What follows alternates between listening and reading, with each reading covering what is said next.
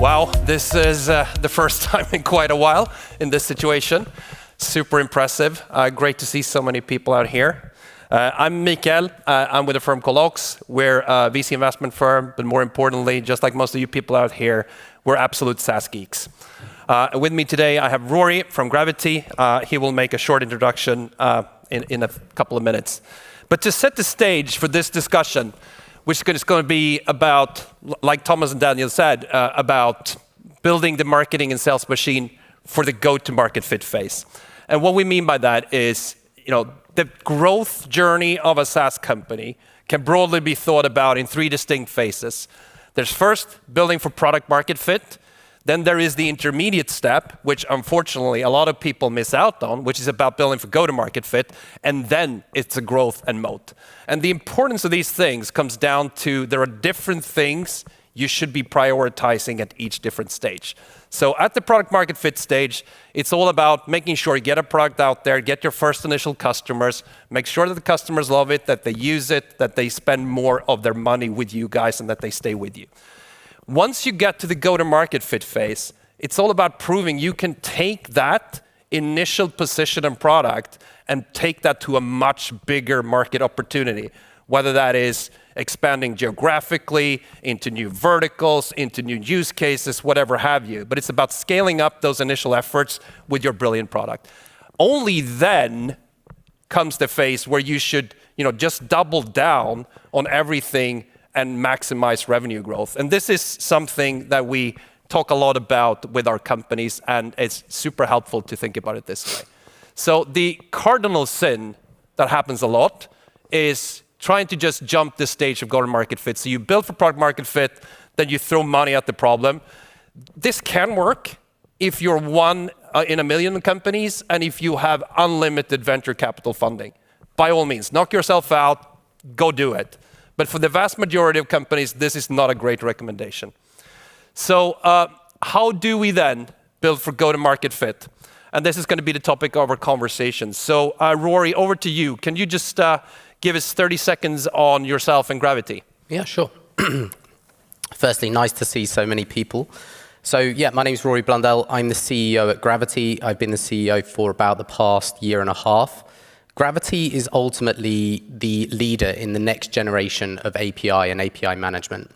The challenge that we find businesses face today is that companies, data consumers want to consume data more real-time, more accurate, and just generally more of it. And the challenge that businesses face today is how do they unify that management, the security of it easily alongside their more traditional protocols or ways of communicating. And what Gravitee does is to be able to address those challenges for those organizations in an effortless way. Cool. So what stage and size are you guys in terms of a number of employees, ARR, growth rates, etc.? I think that's helpful to just level the discussion with everyone here. Yeah, sure. So we are just about 90 employees worldwide, predominantly focused in EMEA in the US. And in terms of growth rates, ARR, we're just about 5 million ARR dollar terms, and growth rate-wise, we're looking more towards the sort of 3x growth rate figures. Great stuff. I'm not doing email, by the way. This is where I have my questions, so that's why I need the phone like this. So if we accept that there are these distinct three different phases in that journey, that from product market fit, go-to-market fit, and then growth, where are you guys on that journey? Yeah, okay. My personal belief is that the go-to-market fit, the product market fit, and all those things are sort of waypoints within that journey. And I think that there are phases that ultimately get you towards there. And I would say that Gravitee is in the phase between product market fit and go-to-market fit. And what we're achieving at the moment is that go-to-market fit through things like, ICP definition and stuff like that. But that's broadly where we are.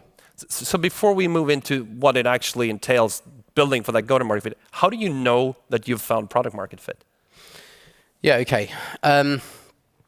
Look, I think that's an interesting question, because when I first started doing this role, and I think even now, right, being honest about it, is that there's a lot of different terms and terminology that's thrown around: ICP, go-to-market, product market fit, all these sorts of things. Ultimately, I tried to take a step back from all that sort of stuff and just actually distill it to what it is, right? Product market fit means that people want your product and want to use it. And I was reading an article actually not long ago by, I think it was Mark Andreessen actually, who was talking about what it really is and things of that nature. And to my mind, if you sort of look at what he was saying, he was basically saying that you are, struggling to be able to almost provide the product to people because they're wanting it so much. And so I think when you look at stuff in those sorts of contexts, when you take a step back from it, actually, you realize there are probably a few metrics and things that you would want to look at to be able to give you some indication. And one thing I would say is that I think people often get one thing wrong, which is that they look at one particular metric and say, oh, that's the silver bullet. And I actually don't think that's ever the case. So to my mind, I think the ones that I would predominantly tend to emphasize in terms of looking at product market fit would be things like, your net revenue retention, your total retention of customers, also your growth rate, also looking at what competitors with sort of similar products are doing and things of that nature. So those are the metrics that I would probably use. And then you can look at what good looks like, for example, in the market. So, for example, generally speaking, things like a net revenue retention in excess of like 1.3 is generally considered to be good. And so those are the things that I would probably look at.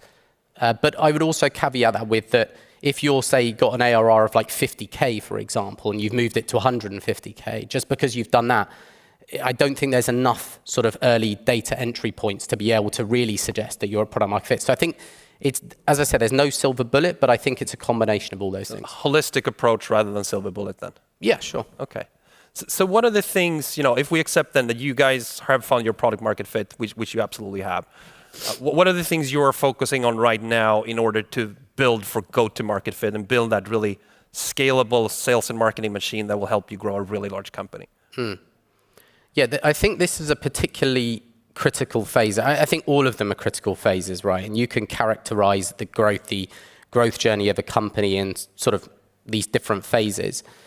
In this particular bit, what we're particularly focusing on, I would say, are two things. And it all comes under one banner to my mind, which is about ideal customer profile, really. And this is about saying, okay, so let's assume that you've built your product and some people have adopted it. And they've then started paying you some money for it. And they started paying you a bit more money for it, which is when you sort of get towards your product market fit. Now, at that point, through luck or judgment, you've ultimately got to something that people like, right? And there's a lot of toing and froing and all this sort of stuff. But you come to this next phase now, where actually there's a lot of self-reflection. And there's a lot of, I think one of the key things you need is intellectual honesty, actually. Not just at this stage, but through the whole of the phases. And what we are specifically doing is focusing in relation to the ICP, there are two distinct parts of it in my mind. One is really starting to understand where do you want to win, right? And really being very definitive about that, being very pointed about saying, look, we don't want to win here, but we do want to win there, sort of thing. And so that's the first part of it. I think you need to be able to do that first. I think you're onto something which is incredibly interesting and which is so important. It's about deciding what to do, but also as much as deciding what not to do. Because you could probably compete in a lot of different places. 100%. Yeah. There is no shortage of ideas, I can tell you, because I come up with not most of them, but I waste the product team's time most of the time. And I think that really, there is no shortage. You're absolutely right. But once you've started to think, actually, this is where we want to win, and it's very easy. I think I'm not, a huge reader of management literature, but the ones that I do read, I find they make it quite simplistic in the way of going, you do this, then you do this, then you do this, then you do this. There's a lot of toing and froing actually between these phases. And I think that from our perspective, it is exactly about that, being very definitive about where you want to win, your message. And then about actually saying, right, who is it that wants this then? Who is it that specifically wants? You know that some people have got it. Start analyzing who wants it. Why do they want it? How do you scale it on that basis? How do you make that? What does your sales model look like? What are the types of people that you need to be able to sell? And that's essentially the phase that we are in at the moment. I mean, there's a pretty word for what you're describing right now, which is positioning, right? It's about deciding your positioning in the market and how to compete and who you're for and who you're not for, etc. Right? It's like, what are some of the decisions you have taken in order to build that positioning that you're going towards right now? Yeah, that's a good question. There's a lot of different stuff that we've taken into account when we're looking at positioning. just thinking about what I do personally, there are probably 4 or 5 different data sources I use. So I speak to the team a lot. I'm a big believer in listening to customers, a huge believer in listening to customers. So customer is the heart of everything we do at Gravitee. So I always say to customers, and I really mean this, is that we can learn as much from them as they can from us. So customers, staff, listening to analysts, so the likes of Gartner, Forrester, etc., listening to them, reading, taking time to read and actually listen to it. And I think from my perspective, what we actually do, just again talking about what I do, I find that in normal times, let's say, when I say normal times, I mean normal work weeks, you're moving at like 1,000,000 miles an hour. You're fighting to get stuff done. You're just trying to close. You're a bit of a street fighter mentality. That's what I always say to my sales team. That's what I expect to see.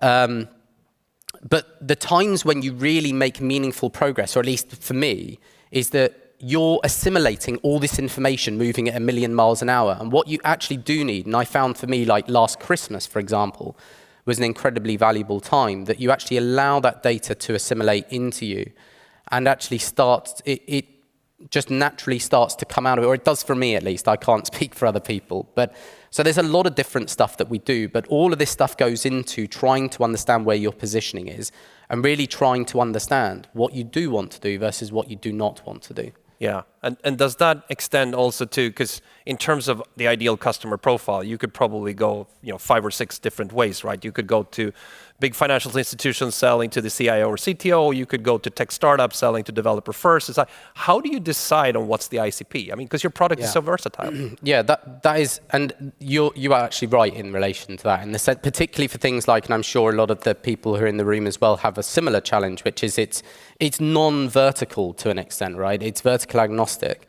And that is one of the most difficult things, is really then starting to try and understand what are the aspects that you will use to actually be able to say, that person wants it, that person maybe does, but I don't want to waste my time there, sort of thing. How do you start to do that? Now, to my mind, there's a lot of different ways you can do this. I'll just say how we approached it, right? And this came after some long conversations with our chairperson, is that we had a hunch, frankly. We had a feeling that the sorts of people that would want it might look like this. So it wasn't just sort of taken out of thin air, right? We looked at our existing customer base, we looked at a lot of different stuff. And we started to narrow things down. So you mentioned about vertical is one thing, right? So you could look at vertical, you could look at company size. Have they taken funding? Are they publicly listed? What technologies do they have in their organization? So we used a number of these different things. Do they have competitive products, et cetera, et cetera? We came up with, I think it was 10 different columns, basically, right? And we listed out every single item. And we then started sort of playing, I don't know, a verbal game of hopscotch, if you will, going across this and going, right, well, if they had this competitive product that we think is going to be replaced soon, and they are over this size, that means they probably got enough money to be able to buy it. So what you build are what we call cohorts. So we built these cohorts, and then what we do is we test it. You do A/B testing effectively against that, and you use different messages. So you have to make sure that you've got consistency, essentially, along a lot of this sort of stuff, because if you're moving too many variables, it doesn't really work, because you then can't actually determine which one has worked or which one hasn't. So you have to do very controlled experiments, and that is the most effective way to characterize everything I've just wasted about 3 minutes saying, is controlled experiments. But love the fact that you're summarizing like that, because there's so many people who tend to double down too quickly on a lot of different things instead of doing controlled experiments and then doubling down on what actually works, right? So it's the controlled experiments piece. I want to just move on to another thing then. As you're firming up your positioning, you're finding your ICP and everything, a big part of scaling the sales organization and the marketing organization is about specialization, about roles and individuals, whether that is in terms of BDRs, SDRs versus account executives, whether it's about inbound versus outbound, whether it's new sales, account acquisition versus upsells, etc. Sure. How are you guys thinking about that as you're scaling the organization right now? Yeah, that's an interesting question. I do think that in an ideal world, you would say, okay, we've built the product, we've done some commercialization, we've got product market fit. Then you start to say, okay, we do all of the ICP work. And then you would start saying, okay, well, this tells us that our ICP, right, is these types of people. Therefore, if it's like a massive, massive organization, you need a sales organization that probably has your SDRs, that probably has then like more of a very experienced AE that's probably done enterprise sales and stuff like that with the black book and all this sort of stuff. So in an ideal world, you would have gone through that before you do it. But the interesting thing here from a Gravitee perspective is, pardon me, is that our market is moving, and I think it's probably the same with a lot of them, is moving so quickly that you actually have to do stuff in parallel a lot of the time. So to my mind, I think your point is right in that you really need to be informed by what you're learning. And that's one of the most important things. And I come back to that point about intellectual honesty. You have to be open and willing to be wrong. And you have to be willing to change and adapt very quickly. I think this is why I've started to learn recently about about adaptability essentially and moving quickly in a startup, what it actually means. And I think I understand through this phase, you have to be very quick and agile. And that's where communication and things like that become so important, because bringing people on those journeys with you and making them feel comfortable and part of that journey is absolutely critical. But, to my mind, your point is right. I think you can't truly understand, do you need the makeup of BDR, AE, inside sales, all these different sort of variants, if you will, or whether you try and put them together in a slightly smaller group. All of that sort of stuff, I think you really start to learn as you go through that ideal customer profile journey a bit further. Good stuff. We have 30 more seconds. What's the final piece of advice you would give to people in the audience? I probably can't say that, actually, because it's got a swear word in it. But, come on. no, I'm not going to say that. But the key thing from my perspective, I remember my first ever boss up in London would always say to me, we've taken something and sort of changed it. One of our core values at Gravitee is do what it takes. Just make sure whatever you do, you can spend ages in meetings, you have to be scrappy to an extent, you have to fight, you have to be willing to go the extra mile, you have to have that inner hunger and passion and drive to want to achieve things. And that is what I expect from Gravitee, and that's what I would say, to my mind, is one of the key factors that I think that anyone would benefit from, really, in this. But there's a myriad of different things, frankly. Good stuff, good stuff. Thanks so much. A great conversation. Hope it was helpful for everyone out there. And that's all for us. Thank you.